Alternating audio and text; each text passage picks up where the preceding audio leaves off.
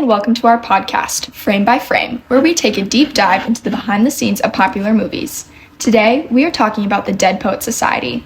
I'm joined by Mason, our expert on personality perspective, Abdisa, our expert on social perspective, and Kinsey, our expert on developmental perspective. But before we can deep dive into the three different perspectives, we need to understand the movie plot. The Dead Poets Society was directed by Peter Weir and was released in June of 1989. It centers around John Keating, played by Robin Williams, and how he influenced the boys in his English class. He encourages to think for themselves, which goes against the four pillars of Welton Boys Academy. Tradition, discipline, excellence, and honor were to be upheld always. Keating is hired at this all-boys preparatory school to teach poetry. He's an alumni of the school, so he understands how rigorous the expectations are. However, Keating thinks that these boys should think for themselves and that their opinions are valid, so he uses unorthodox methods to bring forward their personalities. He also introduces them to the Dead Poets Society, a group that the boys take and run with. Keating helps students Neil Perry, Todd Anderson, and the rest of their group to pursue their dreams and to seize the day. Unfortunately, the students have to deal with the authority of the school faculty and their parents trying to hold them back. But with a few simple words, carpe diem, the students were able to fully break out of their shells. Now, let's hear what Mason has to say about the personality perspective throughout our movie. In the personality aspect of psychology, there is a concept called the five-factor model of personality, or the Big Five. These are known as openness to experience, conscientiousness, extroversion, agreeableness, and neuroticism. As I watched Dead Poets Society, I slowly matched each character to one of these personalities. So the five I will focus on today are Neil, Keating, Todd, Knox, and Charles. To start off, we have openness to experience. This is a concept based on whether you are open to doing something or against it. I would place Keating in this category, for he is high in openness to experience, and he wants the boys to go out and experience the world and try to chase their dreams. That is why he himself is teaching. Next is conscientiousness.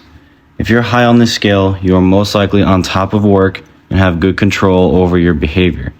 But if low, you're probably a complete mess. I would put Todd in this category because he stays on top of his work and wants to do it well and to a T. Third, we have extroversion, and in this category I would place Charles, or as he liked to go by in the movie, Nwanda. He always wanted to be out and talking to new girls or be with the boys. He clearly got his energy from getting out. Fourth is agreeableness. Here I would place Knox. Someone who is high in agreeableness would want everyone to get along and be happy. But Knox did not want that. In fact, he was selfish.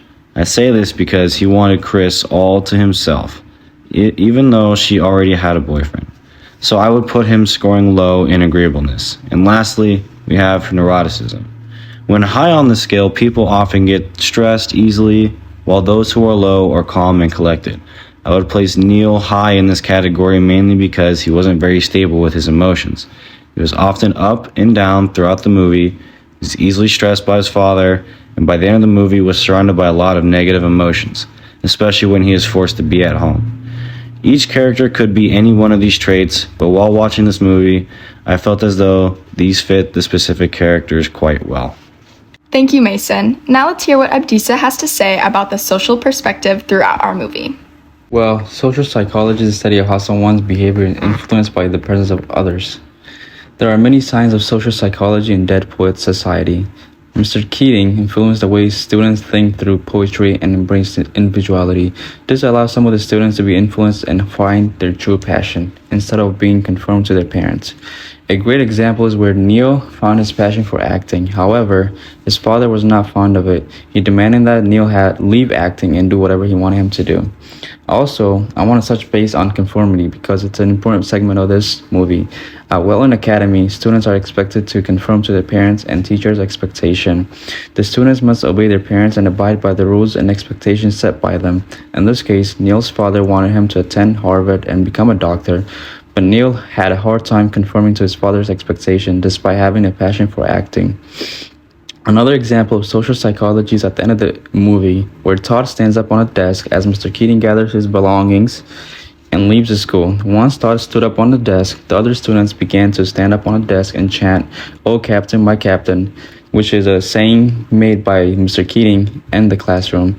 And Mr. Keating said, "Thank you, boys." Overall, so social psychology played a major part in this movie because Mr. Keating's teaching influenced their thought process and their surrounding, changed the way they view certain things, such as their passion. What a great perspective on the social aspect of DISA. Thank you. Let's hear from Kinsey on the developmental perspective now. There were a couple of concepts that really stuck out to me during the movie, the big one being Erikson's developmental stages. During this time, they're clearly trying to find themselves. The role of Keating is to help them discover it and break from social norms. In this case, I would put them in the developmental stage of identity versus role confusion. In the beginning, they have this false idea that they know who they are based on their parents' idea, but in reality, they have no clue. Keating comes in and helps them realize their dreams. Neil was a big one. He wanted to stand up to his father, but was afraid of him, which I'll talk more about in a minute. Keating is helping them make their own decisions. This is the perfect example for Erikson's identity versus role confusion stage. Another concept that stood out to me was the parenting styles throughout the movie. Almost all of them were authoritarian. Neil's father, for example, was the perfect example of this. He had literally planned out Neil's whole life. In the beginning of the movie, he even told Neil he dropped extra activities for him so he could focus on his studies.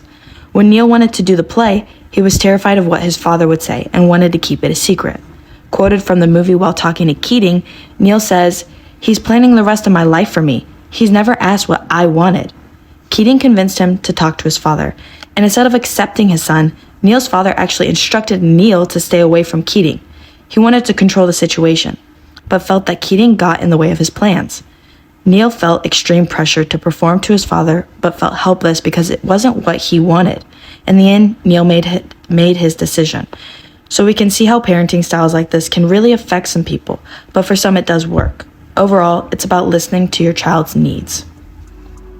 Thank you, Kinsey, and thank you to all of our experts again. Mason described how the Big Five fit our 5 biggest characters and whether they ranked high or low in their categories. Abdisa talked about the social aspects of the movie and how the boys were expected to conform to the rules of the school. And then finally, Kinsey showed us how the development perspective fit in with Neil and Keating. Keating helped the boys walk through identity versus role confusion. He showed them that they could make their own choices. She also described how Neil's father is the perfect example of authoritarian. He mapped out his child's life. We were all impressed with how powerful the message of the movie was, specifically how one person can really influence our behavior and our view of the world in general.